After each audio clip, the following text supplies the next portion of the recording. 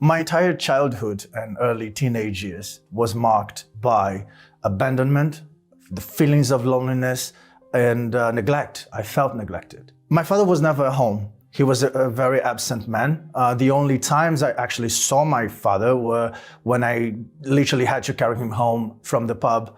Many times laying on the floor, I would carry him home at the age of 6 or 7. I also remember going through many difficulties, financial difficulties as well, because my father would drink so much. He would spend all his money on his drinking. My mother was there with us, but at the same time, all her life was revolved around my father. And I think the lowest moment was when I was sexually abused. I was molested as a kid by a family member. No one knew that for many years, and I had to suffer on my own. And as a way to cope with that, I put up a front, a facade. I would pick up fights in school. I would bully all the kids in school just to feel the attention. I wanted the attention. I wanted to feel accepted, which was something I didn't have at home. But obviously that didn't last for very long because on the inside, I was getting more and more frustrated, more and more depressed. I would cry myself to sleep at night. I felt invisible. I felt like no one could help me. My mom was the first one who came to the church, and obviously she brought us with her. The situation on the outside started to improve. My father stopped drinking,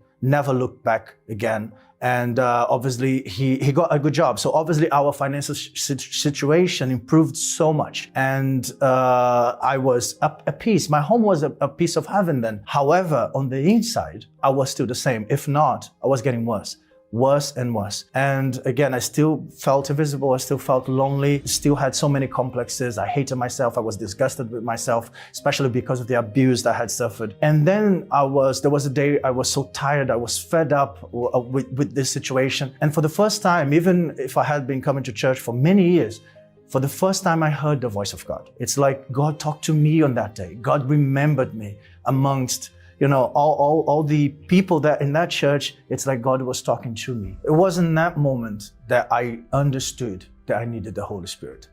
And I started to seek the Holy Spirit with everything I had, because I finally understood that that's only then would I be truly happy. And it was a few months of seeking and making purposes and, praying and really surrendering to God. And then there was a specific day when I did receive the Holy Spirit. On that day, everything changed for good. Never again was I the same. All my inner issues were gone. I didn't feel lonely anymore because I knew God was with me. Even when I had all my family around, I still felt lonely. But when I received the Holy Spirit, that's when, I really knew God is with me. And then because I was different on the inside, on the outside, things started to work for me. That's when my grades went up. I was already at the end of my school years. I was admitted in the best university of my state. I could then choose a career that I loved. I got a job, and I got the opportunity to come to the UK to do my postgrad studies. Everything paid by the agencies there back home.